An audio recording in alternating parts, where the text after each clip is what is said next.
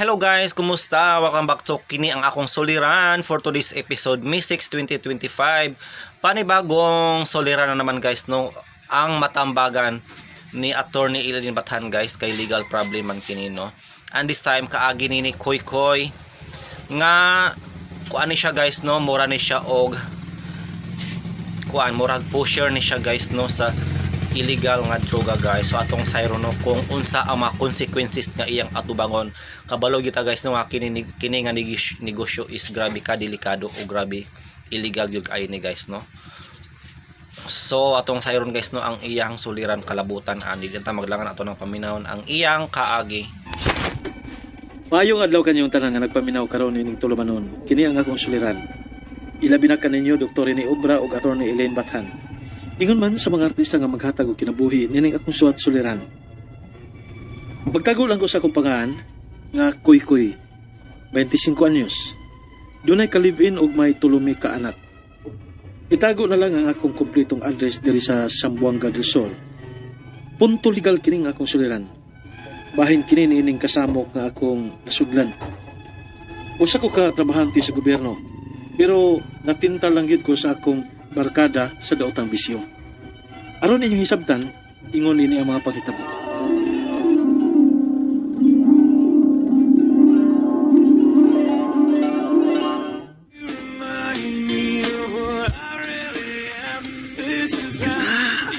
Magyuli. May dam lagi kay kapusoy lagi. Beraraw kag pro. Okay ba ka, Kuya ni? Bird? Ano lang po pasuki. Awa niya ron, ha? Awa niya ron. Saka na, tama na, gana niya kay kamutrabahoan ni ron, awa. Ha?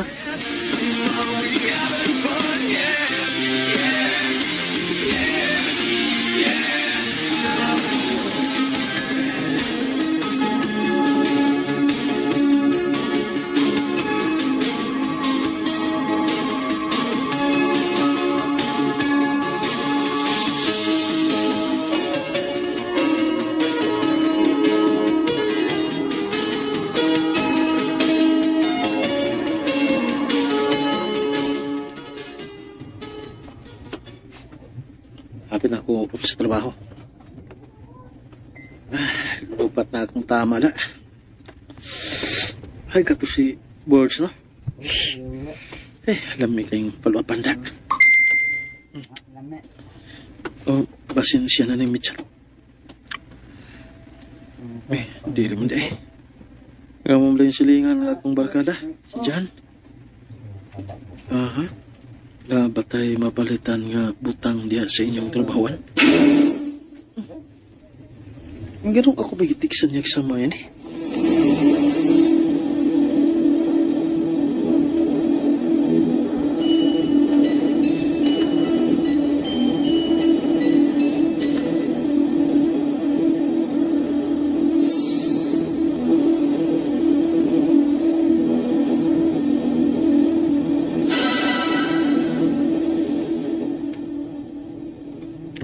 Kaila kay kanin mo, nga maggamit ka. Ha? Ang iswayan kay PM ba, kundi ka na. Likado mo ko dito sa mong pritanan yun. Okay, safety siguro to sa inyo kaya nagos gobyerno na yun. Pero sekreto lagi tao ni John eh. Kay lisod na. Sunod ha, padalang kaya pa ko mo. Ha?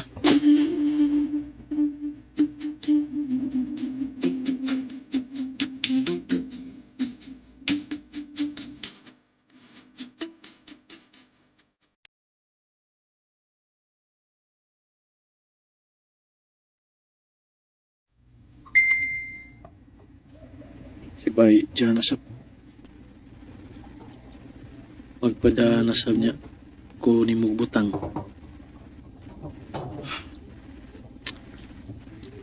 Okay pa ka ko yun eh. O inoon, paman bitaw ko mamaligya. Isog or bitaw ko nila upakuha o daini nga to nila. Murag ako rin naghakot ini nila ba? Pay na lang. Dili ko kagasto og malibre pa ko. Okay na siguro ni.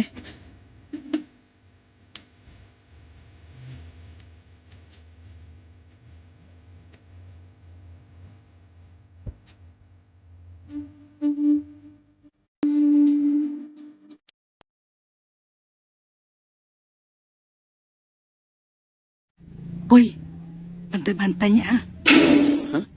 Ano man? Mao may ako nahibawaan. Nga namaligya ang kuno ka ginalading drugas. Unsa?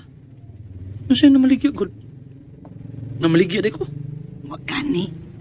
Usa ko sa mamalihok ni mo o padagi kan sa imong kailangan na maligya. Pero mao man ni gawas. Mao ni gawas ni istorya nga na maligya ka. Ya, amigo man ta. Ipasidan anti ka. Kinsa na siya ka nagpatakag tabi ay. Nga di man na mao. Ug naan na biya kuno ka sa lista nga dakpunon ning buwan na.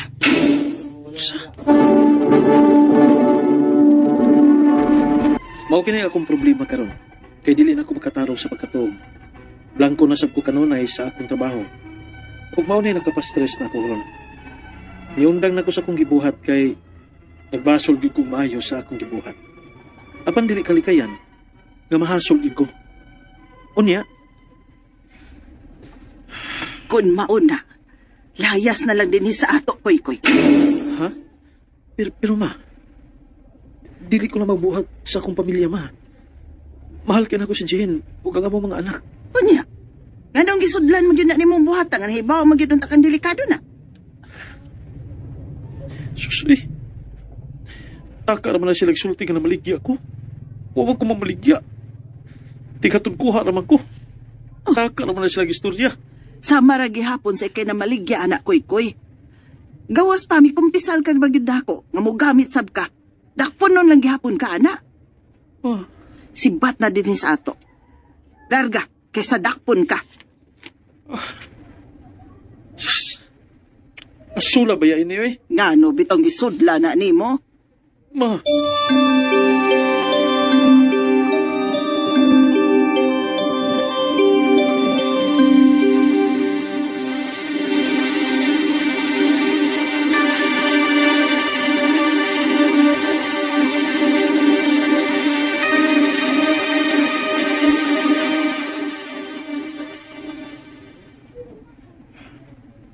gabi na kayo. Panugi ko pati ang duka. Hasol king akong nauna.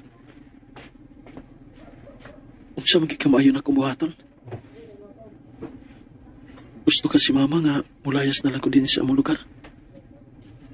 Pero lisura sa nang malayo ko sa kong pamilya eh. Pamilyado ko. Kung may trabaho ko sa gobyerno, sayang din akong trabaho. Koy, wapad ka matok? Dili ko kayang malayo ninyo, Jin. Sa man nagipanulti ni mo eh. Ha? Jin. Gialimong ngawan ako. Balik na sa pagkatuog.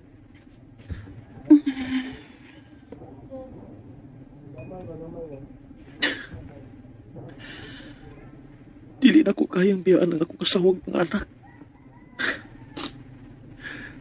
Gusto, may kaila kong pulis nga mong silingan.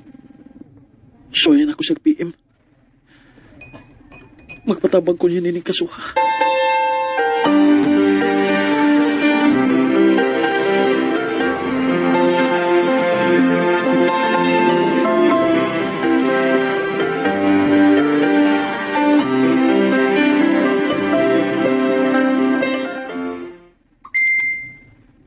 Reply na. Mag-istorya ta sa personal. Patay. Dili ka kung dakpo ninig diretso.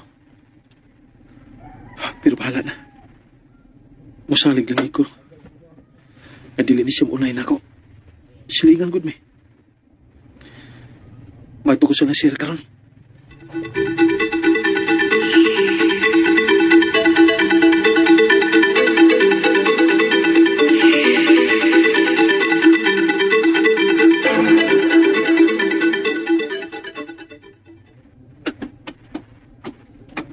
Lingkod, kuy-kuy. Inilan tas gawas sa Mumbai. Magsulti kay na akong pamilya sa suod. Salamat, sir. Nga nung gisundan man tao ni Nimo eh. Datin talang lagi ko, sir.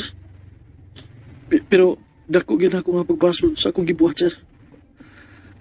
O nahadlok na ko sa seguridad sa akong kinabuhi kay basin og diretso na ko sa pagdakop.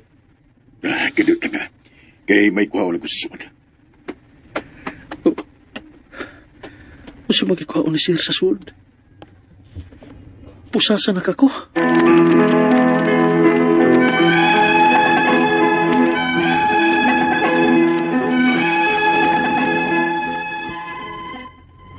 Nagduda ko nga base nagkuha og recorder ang pulis nga amo rang silingan og record ang among panagsulti. Maong misamot na hinuon ang akong kadlok. Ang akong mga pangutana mao kini mosunod. Unang pangutana. Igor ako nga maghatod og kuha sa ginadiling drogas. Wa gyud ko mamaligya. Dakponon o pwede paghapon ko mapriso ana nga wa man ko mamaligya. Ikadong pangutana. Gitimbrihan ko sa usa sa akong dadan sa dugas nga dakpuno na kuno kurong buwana kay naa na kuno ko sa lista sa namaligya sa droga. Delikado na ba ang akong kahimtang? Ikatulong pangutana. Tungod sa akong kahasol o kahadlok, miduol ko sa among silingan nga pulis kay magpatabang ko. Pero mura man og record niya ang among panagsulti. Husto ba ang akong pagduol ni sir? Dako ba ni o ikatabang sa akong kaso? Ikaupat nga pangutana. Miundang naman ko sa paghatod-hatod karon og ginadiling drogas. Dakpon maghihapon ko bisan wa na ko magdada og butang o wa na sila makuha nako nga drogas. Ikalima og katapusan. Gitambagan ko sa akong mama nga mulayas na lang sa among lugar. Maayo ka? Pero di masagod ako kaya nga biyaan ang akong pamilya. Pamilyado na gud ko. Unsa may akong buhaton? Ug asa mo kumuduol aron nga matabangan ko? Palihog tabangi ug tambagi ko. Kini ang akong suliran, Koy-Koy. Mayong adlaw mga suking tigpaminaw kini si Attorney Elaine Bathan og ako ang muhatag ninyo og tambag tubag solusyon kalinawan sa inyong mga pangutanag mga problema na may punto legal. Mga personal natong mga pangutana, mga problema in life, ang ato ang mga dokumento, ato ang patrabaho, ang ato ang kapikas karelasyon, ang ato ang mga anak, no, mga legal documents na tuon sa panang mga pangutana ha, ipadala na ang inyong suwat sa suliran_612@yahoo.com or sa ato ang Facebook account nga kini ang akong suliran official writers page. Pwede sad atong ipadala sa 3rd floor Jose R. Martinez Building, Osmeña Boulevard, Cebu City. Lain-lain klase-klaseng pamaagi gyud guys kung unsaon niyo pagpadala ang inyong mga suwat ug mga suliran diri namo. Ang importante kumpletuha lang gyud please ang mga detalye hinungdan sinugdanan anang inyong mga pangutana og mga problema para amo ang masabtan ug mas klaro pud among mahatag nga tambag ug tubag. Thank you, greetings and a big shout out and I love you to all my likers and followers sa Elaine Tantenko Batahan on Facebook ug Attorney Elaine sa TikTok ug sa Instagram. Also, salamat kaayo sa mga maminaw nato sa ato ang dili lang live sa radyo but also sa mga maminaw nato sa YouTube channel ug sa Facebook account. Kaning Facebook account nato dili lang ato ang programa inyong mapaminaw. Klase-klase tanang programa sa DYHP mapaminaw ninyo guys, no live, no sukad pas buntag. Sa straight to the point ni Attorney Rufil Banyok, after pud sa po ang programa, kaning mga handumanan, maminaw gyud ta, naara gyud na Miss Facebook, no may nakanindot sa teknolohiya. Letter sender na to karong adlaw si Koy-Koy, gipadani sa kini ang akong suliran official writers page, taga Zamboanga del Sur. Hello, sa mga taga Zamboanga, kumusta mo din ha? Sa Mindanao, nindot kayo ning Mindanao, uy, very colorful, no? Muna sa DOT sa Department of Tourism mo amon tawag ana gyud no nga mga programa The Colors of Mindanao. Si Koy-Koy 25 years old. Dunay ka live-in ug may tulo ka anak no. Di lang nato siya isulti kung asa gid ang iyang tinuod nga address kay maning gi-request pero kabahin kini sa iyang nasudlan. Kaning usahay mga desisyon nato sa kinabuhi ba. Usahay tungod siguro kay out of kagusto nato nga makaprovide sa atong pamilya, makakwarta, usahay malimot ta nga kaning pagpangwarta nato, easy money gani, easy go, easy problem sa gyud, no? Lahi yun yung mga hinaguan ug kanang ang gigikanan limpyo ug sakto. Ang problema manggod kay while nagtrabaho naman gyud unta ni sa gobyerno, usay kabaw gyud puta nga ug naatas gobyerno murag kuwang-kuwang sa yung sweldo, usay di matiming pa, no? Unya natintal man ni sa iyahang barkada nga naida utang bisyo nahimo ni siyang I don't know pusher ra ba ni siya di sad ko kaingog kasulti og naapil ba gyud ni siya gamit gyud, no? Kay iyaha siya tig-deliver, no? Unya siguro di man gyud ni sakto sindikato ra ba ning mga ingon ani. So muna niyahang problema. Una niyang pangutana, igo ra kuno siya maghatod og kuha sa ginadiling droga. Wala gyud ko mamaligya. Dakpo nun o pwede ba gihapon kong mapriso nga wa man ko mamaligya. Dili ra manggod na selling, using, pushing. Pero all the acts no included sa ginadiling droga punishable. Maski ganig wa ka mo gamit og droga, wa ka na maligya pero makit-an ka nga naa kay paraphernalia, no? Punishable man gani na. Ang balaod nga ako ang gihisgutan, no, kabahin sa droga is Republic Act 9165. Nakabutang og nakasaysay din ha tanan nga mga related nga mga actions kay ang atong gideal o gitransact droga man. Di man ka pwede mo hatod, di po ka pwedeng mo kuha ang imong gikuptan, ginadiling droga man, maski wa ka na maligya, wa ka mo gamit, the fact nga ang imuhang transaction involves something nga gidili sa balaod, which is illegal drugs, liable gihapon ka, naa kay tulubagon, mapriso gyud gihapon ka, kay kasong kriminal man ni. Not necessarily of the same extent as a pusher, as a seller, but definitely, naadyo kay tulubagonon sa balaod, ha? Ikaduhang pangutana, gitimbrihan ko sa usa sa akong dadan sa drogas, nga dakpunon na kuno siya rong buwana, kay naana kuno siya sa lista sa nabaligya sa droga. Delikado ba ang iyahang kahimtang? Well, in a way, yes. Kay meaning naa ka sa watch list sa pulis. Munang ako pa nimo, mintras wa pa ka nadakpan, way ebidensya. Wa ka na caught in the act, wa ka na abtag checkpoint or by bust, nga ma-intercept kang gada kag droga, undangin na. No? Kaysa sa masud pa kag trouble, masud pa kag gubot na. Maglisod na niya hinuon kagawas. Mintras na makagawas pa ka anang gubot, silot, salot nga imuhang gisudlan, gawas na lang yun din ha. Pangita na lang og laing katrabahuan og nga mapangitaan nimo. Ikatulong pangutana, tungod sa iyahang kahasol og kabalaka, niduol siya sa silingan niyang pulis. Kay magpatabang kuno siya, pero muraman kuno og i-record niya ang iyang panagsulti. Husto ba ang pagduol niya ni sir? Dako ba kuno na og ikatabang sa iyahang kaso? Number 1, kung naamang gani kay gisulti niya kasong kriminal man ni o niangkon kag kasong krimen unya walay assistance sa usa ka abogado, dili gyud na pwede magamit sa pulis batok nimo. Kay admission man na of a crime and then that has to be with the assistance of a lawyer. Kay delikado man na. And dili sad gyud pwede nga i-wiretap ka or i-record maski kinsang tao ang imuhang conversation niya nga way pagtugot ug pagpahibaw sa imuha. Ikaupat niyang pangutana, niundang naman ko sa paghatod-hatod karon og ginadiling drogas. Dakpon bagihapon ko bisan ug wa na ko gadala-dala og butang or wala na sila'y makuha niya nga droga. I think dili na. I am sure dili na. Kay wa naman sila ebidensya no sa imuhang mga niagi nga transaksyon. Kabautang sayop, kabautang nabuhat nimo pero wa man ka nadakpan. So I am very grateful and I am glad ganing undang ka, hinaot untang di na pug kaunta matintal pag-usab. Kabaw ko nga sayon kaayo pagkita og kwarta gikan sa aning mga ginadiling droga, pero in town hunahunaa ang imong kaugalingon ug imuhang pamilya. Init na kaayo ron ang panahon, mainit or madi, the fact remains nga sayop siya, delikado ang imuhang gisudlan, no?